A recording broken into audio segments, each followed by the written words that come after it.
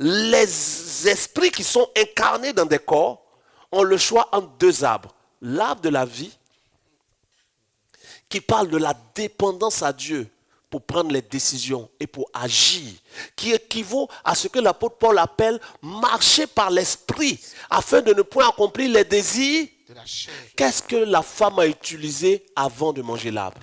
La femme vit que l'arbre était beau. Oui. Elle le toucha, le toucher, l'a vu.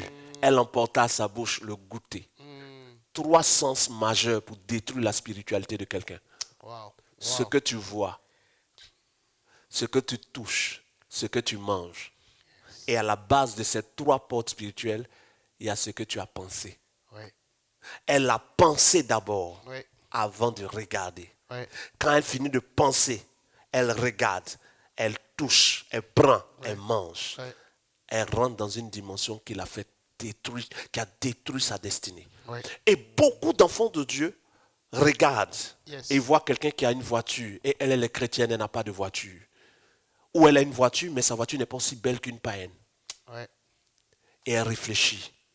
Qu'est-ce que je vais toucher pour pouvoir manger, Oui. pour pouvoir atteindre cela? Yes. Et beaucoup dévient parce qu'on ne veut plus attendre qu'est-ce que Dieu dit. Yes. On ne veut plus attendre le temps de Dieu. On ne veut plus être soumis à l'esprit. Or, ceux qui sont soumis à l'esprit de Dieu sont fils de Dieu. Amen. Comme on appelait les anges? Les fils de Dieu. de Dieu. Justement. Ceux qui sont soumis à l'esprit Ouais, de ouais, Dieu ouais. sont appelés fils de Dieu. Donc les esprits qui ont réussi à rester avec Dieu et qui sont dans le royaume des cieux sont appelés fils de Dieu parce qu'ils sont soumis à l'esprit de Dieu. Ouais. Ils ne marchent pas par leurs pensées. Ouais. Marchez par l'esprit afin de ne point accomplir les désirs de la chair, car la chair est ennemie et elle est opposée aux choses de l'esprit. Yes. Ceux donc qui décident de faire ce qu'ils veulent ont été chassés du ciel, ils appartiennent au royaume des ténèbres. Tous ceux donc qui aujourd'hui refusent de marcher par l'esprit et ne veulent marcher que par leurs pensées. Mon âge avance, je trouve que je suis trop intelligent, pourquoi moi je... Plein de pensées qui nous poussent à ne plus vouloir attendre qu'est-ce que Dieu dit, qu'est-ce que Dieu pense. On s'en fout de Dieu, on avance. Nous introduisent dans les lieux célestes, précisément au royaume des ténèbres.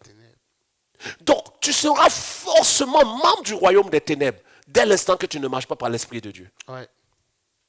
Et on a des millions de soi-disant chrétiens qui sont membres du royaume des ténèbres, mais qui crient Alléluia, Hosanna tous les dimanches. Oh my God.